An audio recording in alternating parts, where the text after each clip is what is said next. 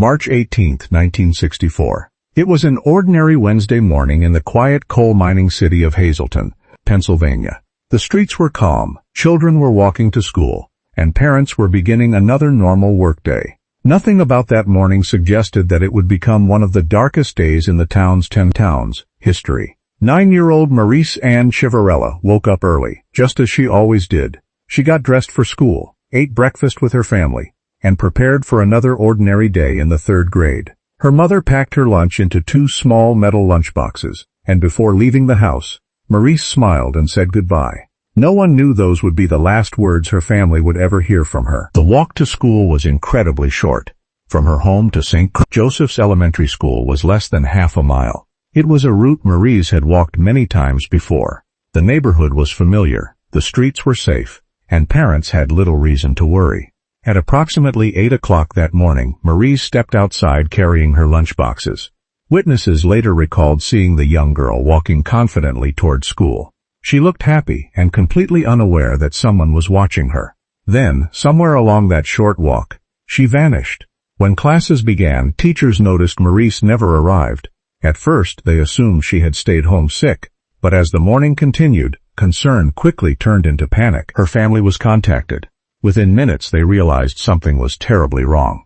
Marise had left home exactly on time. She should have been at school long ago. Friends, neighbors, and police officers immediately began searching every nearby street, every alley, every empty lot, every sidewalk. No trace of the little girl could be found. Hours felt like days. Parents throughout Hazleton left work to join the search. Police officers knocked on doors asking residents whether anyone had seen Marise after she left home. Most people answered with the same heartbreaking response: no. Then, during the afternoon, the search took a horrifying turn. A group of searchers reached an abandoned coal mining area outside town. The mines had been closed for years. Old pits, piles of coal waste, and abandoned equipment covered the landscape. It was the kind of place children were always warned to avoid.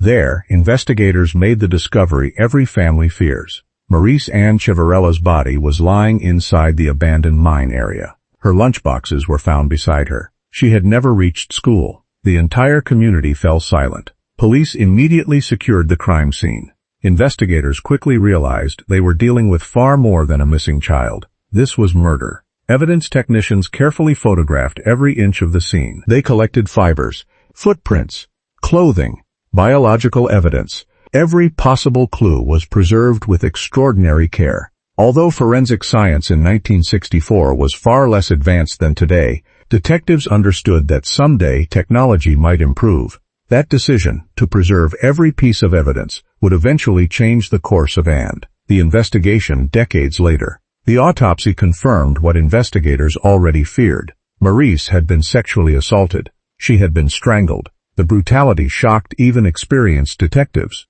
Who could do something so terrible to a 9-year-old child?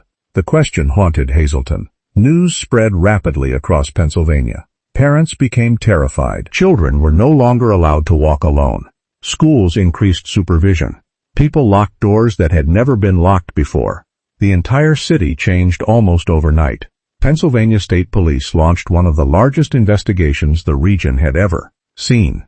Every registered offender, every violent criminal, every suspicious stranger, every local resident with a history of assault, everyone was questioned. Thousands of hours were spent interviewing witnesses. Investigators retraced Marise's final route again and again. Someone had seen something. They were certain of it, but no witness could identify the killer. Weeks turned into months. Months turned into years. The evidence remained. The questions remained, but the answers never came. Detectives refused to stop searching. The case file continued growing thicker every year. New investigators inherited the investigation from retiring detectives.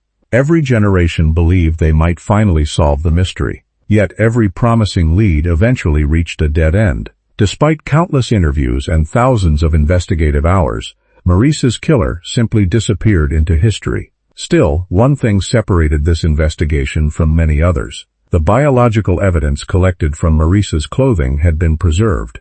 At the time, nobody imagined DNA testing would one day exist. Yet those carefully stored pieces of evidence quietly waited inside police evidence rooms for decades. waiting for science to catch up, waiting for technology capable of revealing secrets hidden inside microscopic cells. The people investigating the case had no idea that the evidence they protected in 1964 would, one day, identify a killer nearly 60 years later. For now, however, Hazleton had only heartbreak. A 9-year-old girl had left home carrying 2 lunchboxes and never came home again. The investigation was only beginning, and before it finally reached the truth, more than 230 investigators would dedicate parts of their careers trying to answer one simple question. Who murdered Marise Ann Chiverella? The days following Marise Ann Chiverella's murder were unlike anything Hazleton had ever experienced. The quiet Pennsylvania town transformed almost overnight into the center of one of the state's largest homicide investigations. Parents refused to let their children walk to school alone. Businesses displayed flyers with Marise's photograph in their windows. Church services filled with grieving families praying that the person responsible would be found before another child was hurt. The Pennsylvania State Police assembled a dedicated investigative team almost immediately. Detectives knew the first few days after a murder were usually the most important. Witnesses' memories were fresh. Physical evidence had not yet disappeared, and suspects often made mistakes while trying to avoid attention. Officers walked the route Marise had taken to school dozens of times. The distance from her house to St. Joseph's Elementary School was less than half a mile. It should have taken only a few minutes to reach the school. Somewhere along that short walk, someone had intercepted her. Detectives knocked on nearly every door in the neighborhood. Hundreds of residents were interviewed. Children who attended the same school were carefully questioned with their parents present. Teachers, bus drivers, store owners, postal workers, factory employees, and anyone who might have been outside that morning was asked the same question. Did you see Marise? Did you notice a suspicious vehicle? Did you hear anyone scream? Unfortunately, every answer led investigators back to the same place. Nothing. No eyewitness could describe the abduction. No one reported seeing a struggle. It was as if the killer had appeared for only a few seconds before disappearing again without leaving a trace. Meanwhile, forensic investigators focused on the physical evidence recovered from the crime scene. Although technology in 1964 was extremely limited compared to modern standards, detectives carefully preserved every item they believed might someday become useful. Marise's clothing was sealed into evidence. Hair fibers were collected. Biological samples were preserved using the best methods available at the time. That decision would later become one of the most important choices ever made in the Port investigation. As the weeks passed, investigators began building a list of possible suspects. Men with violent criminal histories were questioned. Individuals who had committed sexual assaults in nearby communities were investigated. Anyone known to have been near the school that morning became a person of interest. Several suspects appeared promising. Each one was eventually eliminated. Months turned into years. The investigation continued expanding. Boxes of reports filled police storage rooms. Maps covered with handwritten notes documented every lead detectives had followed. Some investigators believed the killer was a local resident familiar with Hazleton's streets and abandoned mining areas. Others believed he may have been passing through town and simply vanished after committing the crime. Without stronger evidence, neither theory could be proven. Throughout the 1970s and 1980s, the case remained open. New detectives inherited thousands of pages of investigative files from retiring officers. Every new investigator promised Marise's and family they would continue searching for the truth. And they did. Every major advance in forensic science gave investigators new hope. When fingerprint databases improved, the evidence was reviewed. When computerized criminal databases became available, detectives searched them repeatedly. Later, when DNA technology emerged during the late 1980s and early 1990s, investigators realized the preserved biological evidence might finally reveal something impossible. Decades earlier, scientists successfully developed a DNA profile from evidence collected on Marise's jacket. For the first time, detectives possessed something they had never had before: the killer's genetic signature. Beginning in 2007, Pennsylvania State Police regularly compared that DNA profile against CODIS, the National DNA database, containing profiles from convicted offenders and crime scenes across the United States. Every month, detectives waited. Every month, the answer was the same: no match. Years continued passing. The investigation had now involved more than 200 officers, detectives, forensic scientists, and analysts across several generations. Many retired without ever learning the identity of the man they had spent years trying to find. Some investigators sadly passed away before the mystery could be solved. Yet the case was never closed. The evidence remained carefully preserved inside the Pennsylvania State Police laboratory. Detectives believed one simple fact: the DNA already knew who the killer was. Science simply had not yet found a way to ask the right question.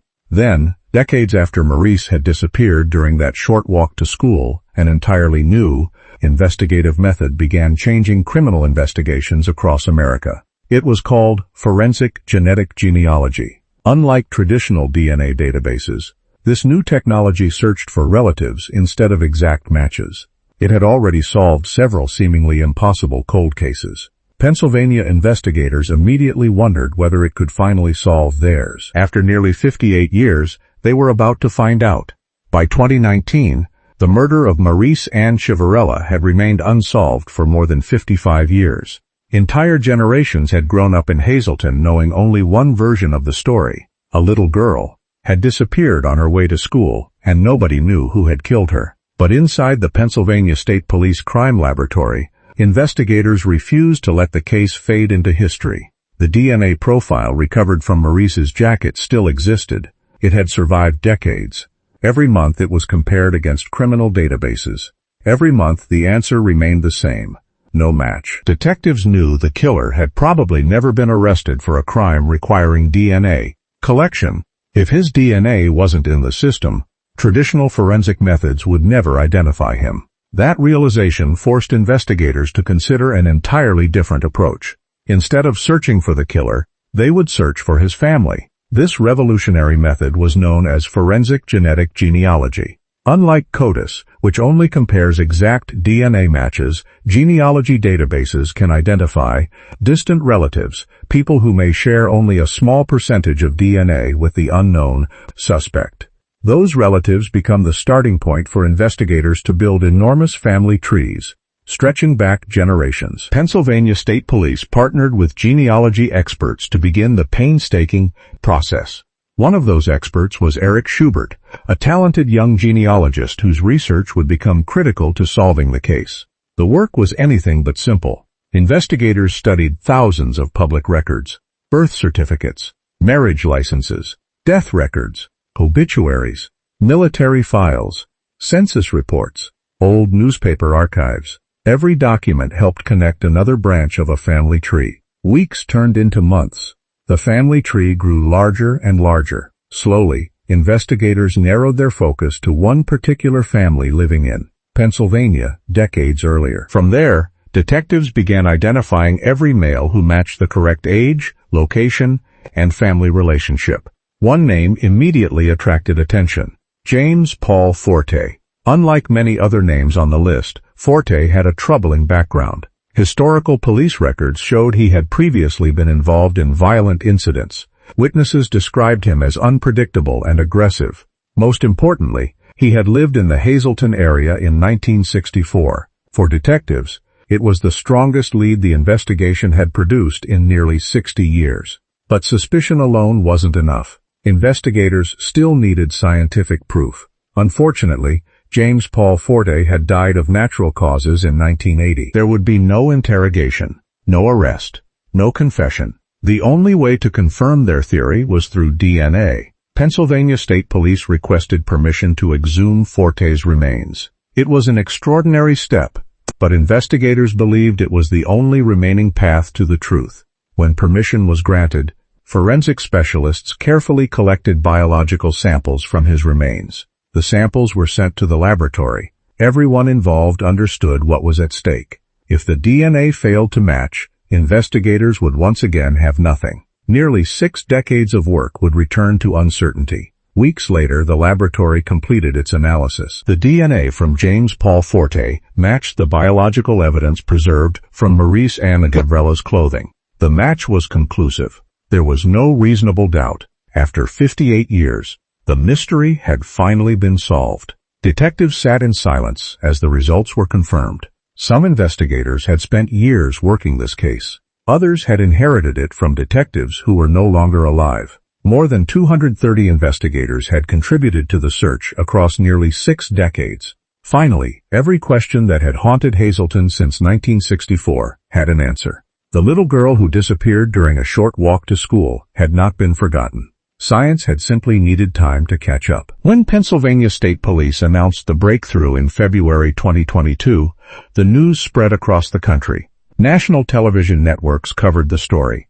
Newspapers called it one of the oldest cold cases ever solved through forensic genetic genealogy. Families of other missing victims watched with hope, wondering whether the same technology might someday solve their own tragedies. For Marise's surviving relatives, the announcement brought emotions that were impossible to describe. Nothing could undo the pain of losing a 9-year-old child. Nothing could return the years that had been stolen. But after nearly 6 decades of uncertainty, they finally knew who was responsible. The mystery that had haunted their family for generations was finally over. In the final chapter, we'll examine how Hazleton reacted to the announcement, why investigators believe this case changed the future of cold case investigations across Tibet, and why Marise Ann Chiverella's legacy continues to inspire detectives who refuse to give up on the forgotten victims of history. On February 10, 2022, nearly 58 years after 9-year-old Marise Ann Chiverella disappeared while walking to school, the Pennsylvania State Police stood before reporters with an announcement that many people believed would never come. The oldest cold case in Pennsylvania ever solved through forensic genetic genealogy finally had an answer. The killer was James Paul Forte. Although Forte had died in 1980, more than 40 years before the PAC, investigators made it clear that identifying him still mattered. Justice is not always about making an arrest. Sometimes, justice means uncovering the truth and giving a victim's family the answers they have waited a lifetime to hear. During the press conference, investigators explained how generations of detectives had worked tirelessly on the case. More than 230 police officers, forensic scientists, crime scene technicians, prosecutors, and investigators had contributed to the investigation over nearly 6 decades. Some had spent their entire careers chasing leads. Some had retired years earlier. Others had passed away before the case was solved. Yet every one of them had played a role. Every interview, every evidence log, every laboratory test, every preserved document, every carefully sealed piece of evidence became another brick in the foundation that ultimately solved the mystery. Lead investigators praised the detectives from 1964 who had chosen to preserve biological counts despite having no idea that DNA technology would someday exist. That single decision became the difference between a case that remained unsolved forever and one that finally reached the truth. The announcement also highlighted the extraordinary power of forensic genetic genealogy. Unlike traditional DNA databases, this method allowed investigators to identify relatives of an unknown suspect and slowly build family trees until only one person remained. It was a process that required patience, historical records, and thousands of hours of research. But it worked. Marise's case became one of the earliest and most important demonstrations of how modern science could solve crimes committed decades before DNA technology even existed. For the people of Hazleton, the news reopened painful memories. Older residents remembered exactly where they were on March 18, 1964. Many had participated in the original search. Some had known Marise personally. Others remembered how frightened parents became after her murder. Children who once walked to school alone suddenly needed adults to accompany them. Families began locking doors that had never been locked before. One terrible crime had changed an entire community. Nearly 60 years later, the truth finally allowed that chapter of history to close. Marise's surviving relatives expressed gratitude to the investigators who refused to give up. Although nothing could erase the pain of losing a daughter, sister, or family member, knowing who was responsible ended decades of uncertainty. The unanswered questions that had haunted multiple generations finally had answers. The case also inspired detectives across the United States and rivers. Cold case units began reviewing old evidence with renewed optimism. If Marise's murder could be solved after 58 years, perhaps countless other forgotten victims could finally receive justice as well. Today, forensic genetic genealogy continues helping investigators identify unknown and victims and expose offenders who believed they had escaped forever. Every successful investigation builds upon those that came before it. Marise Ann Chiverella's case became one of the investigations that proved impossible cases are not always impossible. Sometimes they simply require time. Sometimes they require new technology, and sometimes they require investigators who refuse to stop searching. A little girl carrying 2 lunchboxes left home expecting nothing more than another ordinary school day. She never reached her classroom. Her life ended far too soon. But her story did not end there. Nearly 6 decades later, science gave her back what had been stolen. Her case was solved. Her killer was identified. Her name was remembered. And her story became a symbol of perseverance, reminding investigators everywhere that every victim deserves the truth, no matter how many years have passed. For the Pennsylvania State Police, this was not simply the closing of a case file. It was the fulfillment of a promise made in 1964, that Marise Ann Chiverella would never be forgotten.